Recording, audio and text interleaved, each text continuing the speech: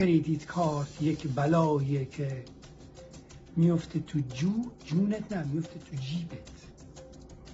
و تو میگی خیلی خب حالا 50 تا از کریدیت کارت میکشم، 100 تا از کریدیت کارت میکشم. چند وقت پیش که میگفت کریدیت کارت باعث میشه که شما بلد بشی چجوری هزینه‌های زندگیت رو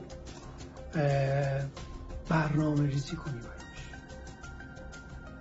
بعد شما چشم برمیگردونی میبینی یهو مثلا چند ماه گذشته یا مثلا 3-4 هزار دلار بدهی داری به فقط کریدیت کارت. بعد اینجوری نیست که کریدیت کارت به یکی مثلا بانک بگه خب حالا بازم 10 دلار، اونی که ندادی روش چیز میکشه، روش درصد میکشه. درصد چی میگن؟ انگلیسی که یاد نگرفتیم، فارسی اونم یاد میگم، روش سود میکشه. تو دنیا چهارمین ملتی که خانواده‌هاش تامین مالی بلد نیستن کاناداست. آخه بدهی 102% تولید ناخالص ملی، این یه چیز کوچولویی نیست.